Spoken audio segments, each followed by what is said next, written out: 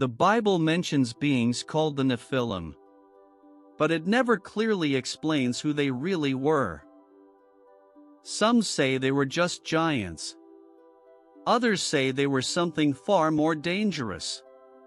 Today, we're going to look at what was removed, and why it still matters.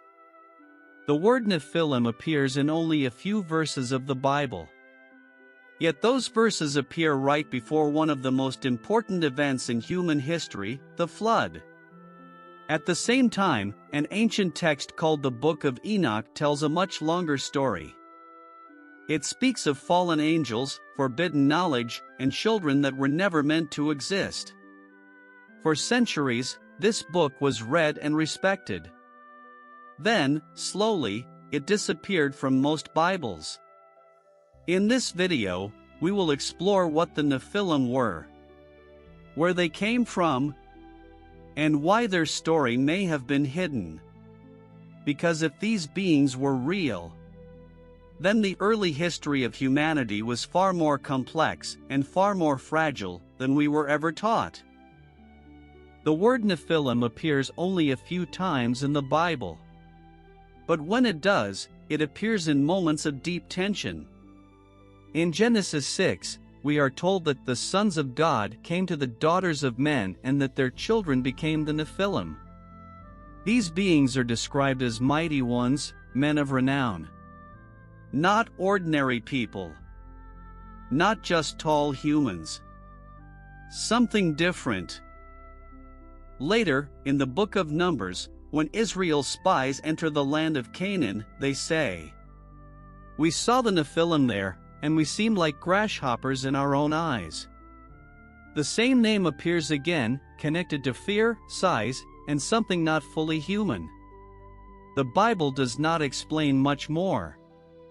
It simply leaves the word there, like a door that was never meant to stay closed. The Book of Enoch, once read by early Jewish and Christian communities, tells a much fuller story. It says the sons of God were not humans. They were fallen angels, called the Watchers, who came down to earth and took human wives. From these unions, the Nephilim were born beings that were part divine and part human. Stronger, larger, and different from anything else on earth.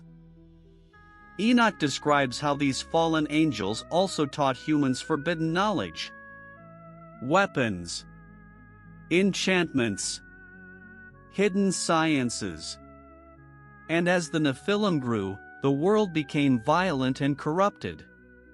Not just morally, but in its very nature. This is where the story begins to change how we understand the flood. In the Book of Enoch, the Nephilim are not just dangerous because of their size. They are dangerous because they are not fully human. They do not belong to the natural order that God created. They are the result of a broken boundary between heaven and earth. And that made them something that could not be healed.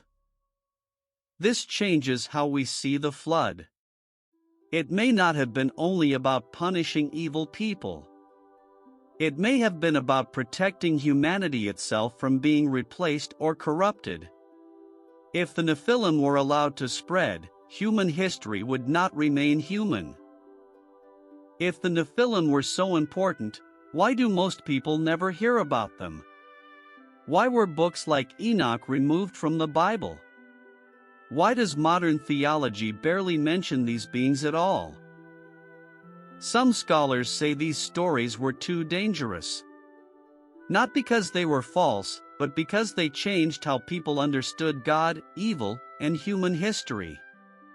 If the Nephilim were real, then the Bible tells a much deeper and more unsettling story than most are taught. A story about hidden wars, fallen angels, and a past that was never meant to be remembered. The story of the Nephilim is not just about ancient giants. It is about boundaries. About what happens when the line between heaven and earth is broken. If the Book of Enoch and other forgotten texts are even partly true, then the flood was not just a punishment. It was an attempt to save humanity from becoming something else. And that raises a quiet but powerful question. If these stories were once considered important, why were they removed? And what else about our past might still be hidden? If you found this story meaningful, you're welcome to stay here. Subscribe and continue this journey into the forgotten pages of history with us.